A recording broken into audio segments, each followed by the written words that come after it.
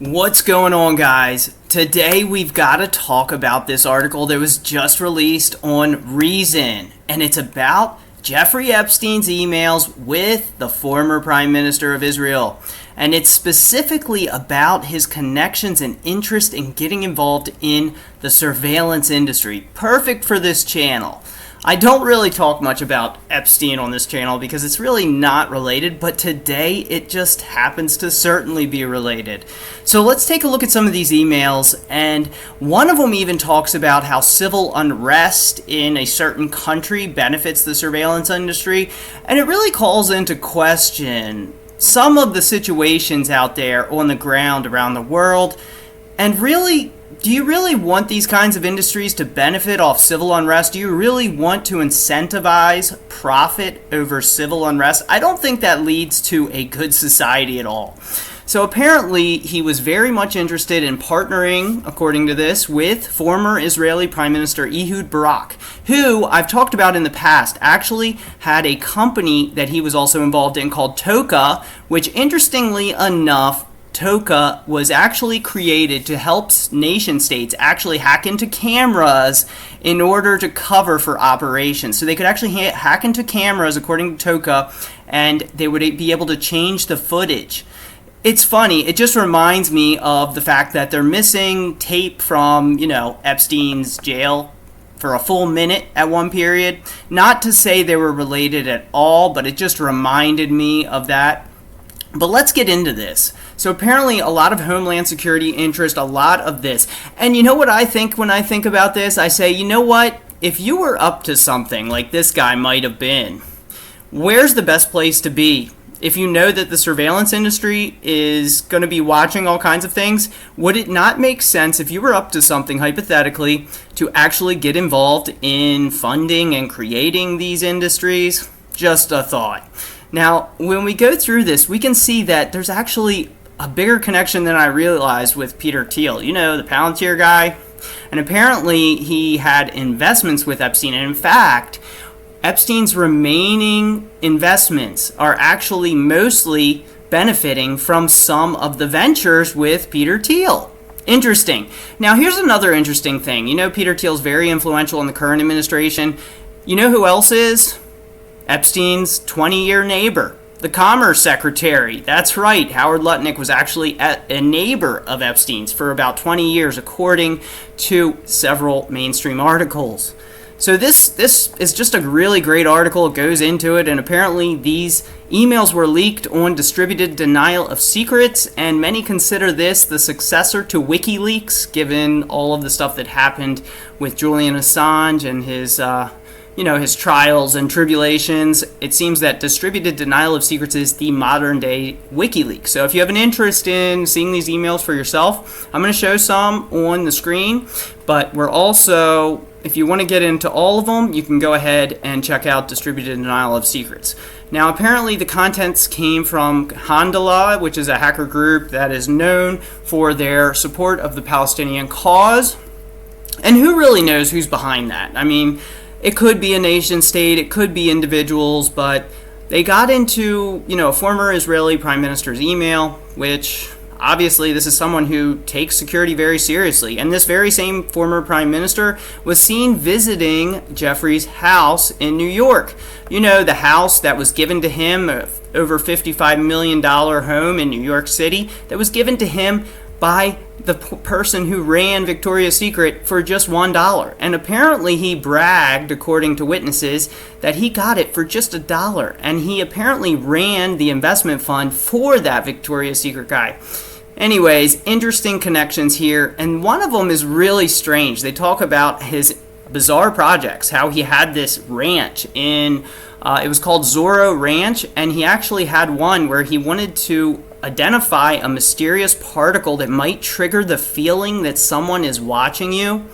Think about how that could be misused. If you were able to trigger paranoia in someone, that could be weaponized. But maybe there's another reason for it. Maybe it was to reduce anxiety. That would be the optimistic side of investigating a particle that made it feel like someone was always watching you. But this interest in surveillance, it's all pervasive. Wow, man. And this is going deeper than I realized. When you see all this and you say, wow, he has investment interests with Russia, with China, all of this.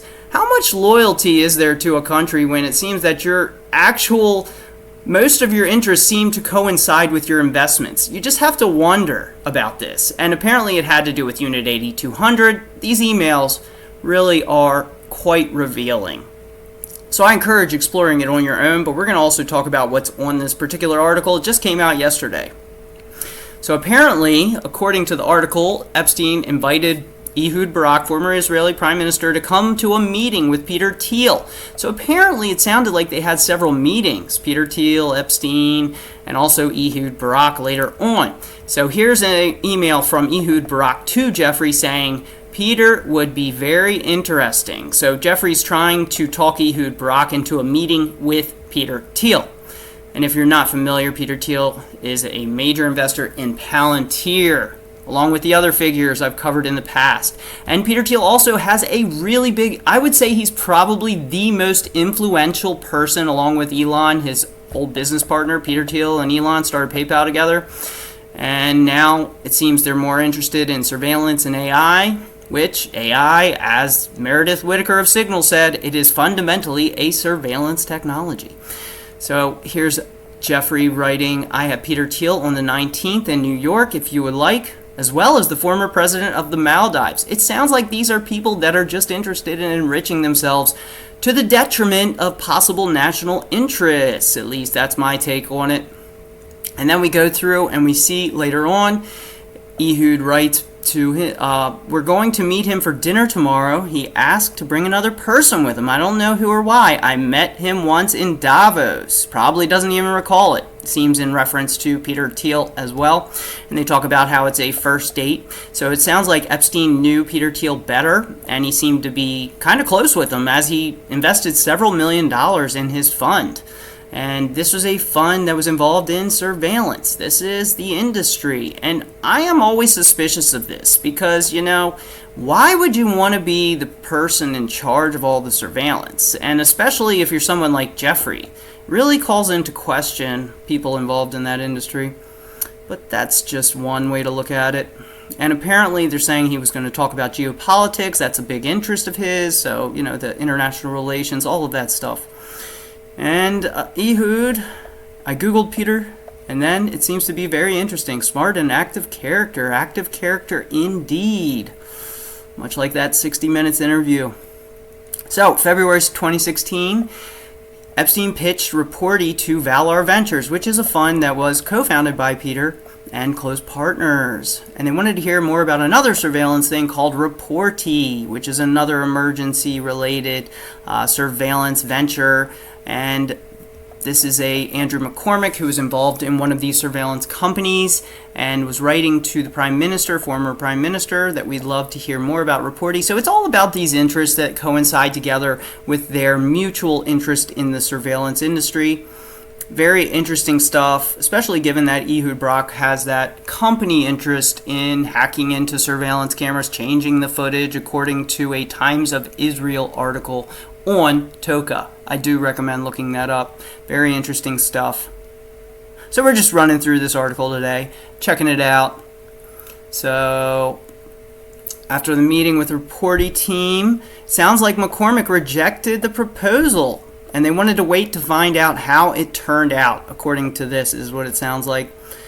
So, very interesting. This article got me a little excited. I wanted to talk about it, but it's also they're meeting. Not only that, it's like, where's loyalty when you actually are meeting with the defense departments and things in the adversarial countries, so-called.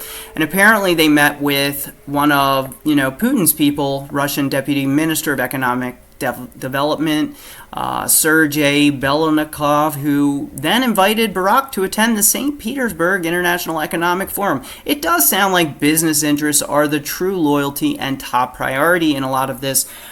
It's very interesting, especially, given the connections in a lot of current figures in politics, we'll say, given that a lot of these figures seem to have a lot of influence in current politics, especially on the Republican side, I've noticed. Now, of course, it was known that Epstein was also a donor to the Democrat Party. But the thing about that is, in politics, is a lot of these power players, they actually donate to both parties. That way they never really lose. Because if you donate to both parties, you can get your policy applied no matter who wins. Says something for the state of democracy, doesn't it? So going into this, it sounds like they were invited to the St. Petersburg International Economic Forum, and they talk about how they were meeting in Davos and places like that, World Economic Forum stuff. So a lot of this just shows the vital interest of their business interests, and it really makes you question, how much of this would they put above their own countries? I don't know. That's all something you'd have to think about, studying this stuff.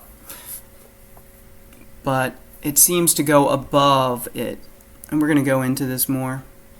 So apparently this meeting didn't work out as planned because of sanctions that were applied on Russia during that time.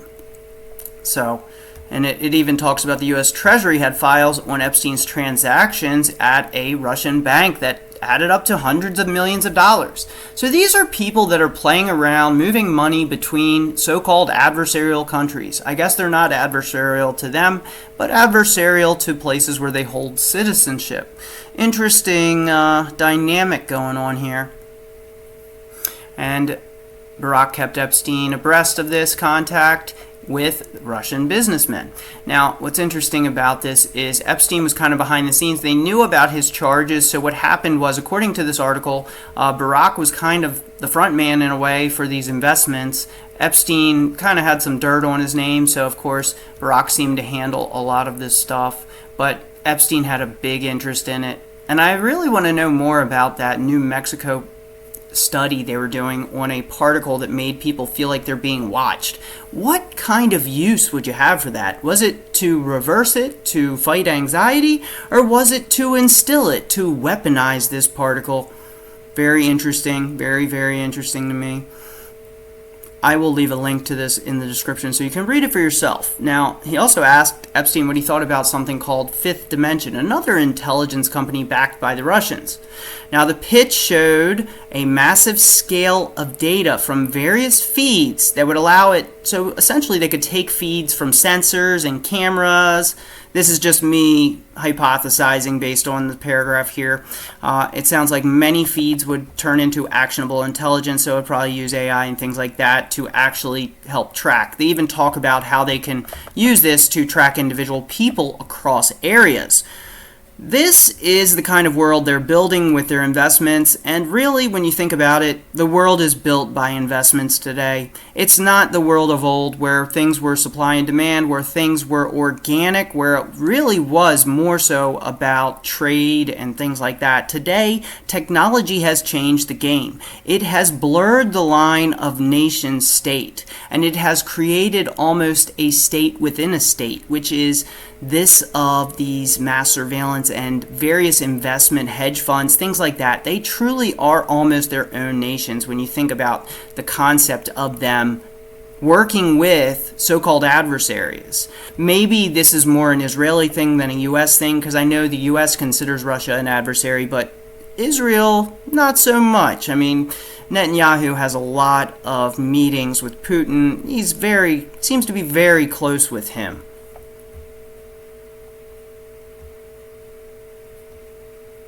And here Jeffrey's talking about how many corporations are looking for a new military-like perspective on management.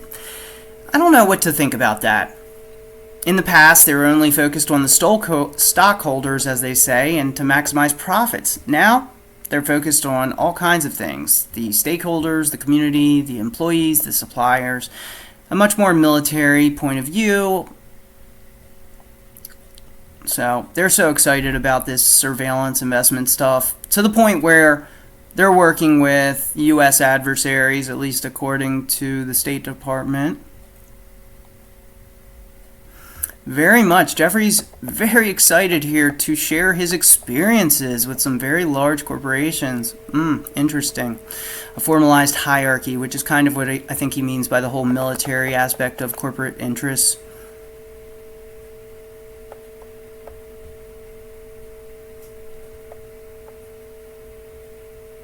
So over here, Reporty is another startup that's talking about 911 emergency dispatch technology. Now another one they're talking about investing in outside Reporty is something called Carbine 911, which can help to track 911 caller locations. Another partly surveillance technology, but also actually something that may be useful given that 911 operators do benefit from being able to track down where an emergency call is made, especially if they don't know who's calling and where they're calling from. So another interesting thing, they wanted to invest in Leviticon,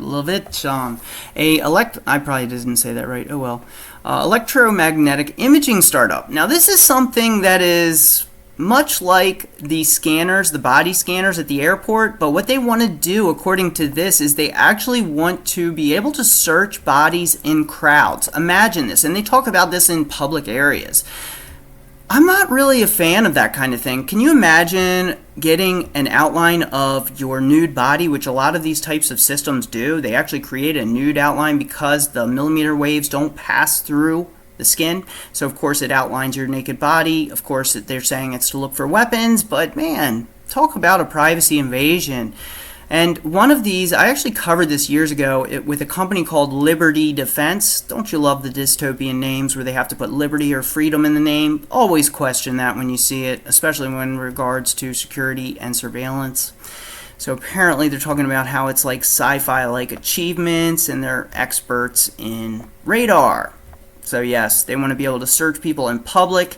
We'll have to look into some of these companies just to see what they're up to. Apparently they're getting grants with Homeland Security for electromagnetic imaging and artificial intelligence on threats and concealed items in, keyword, wide open areas. As mentioned, this is the kind of technology you may implement in a public space or maybe a concert to search people without their consent, to actually search through their clothing to see what they have on them. Very dystopian to me. And they talk about how it is similar to airport style scans of crowds, though, unlike the single body scanners. So excitement all around on these investments. They even talk about the Prince Andrew. And they mention also in this article that Prince Andrew was found to have a connection to Chinese spy, according to the BBC News, actually. So that's a big mainstream report. It really does seem like everybody's working together, screw their nations in a way, just work on investments. How can they self-enrich themselves? Honestly, it's a bit disgusting, but what more can you expect from these industries? I hate to say it that way, but you know what? I think, freedom, liberty, those kinds of things to me come much higher than safety and priority, because you cannot have a free society and a fully 100% safe society. You have to give up your rights. There's just no way to accomplish it. And that's why I'm very critical about this kind of technology, because I realize that there's no way to truly erase crime without turning every person into a potential suspect, without turning every person into a potential enemy combatant. And that's just how it looks to me. So that's what I got, guys. I just wanted to share this with you and these emails, and maybe you'll want to check into them for yourself and see some of these connections.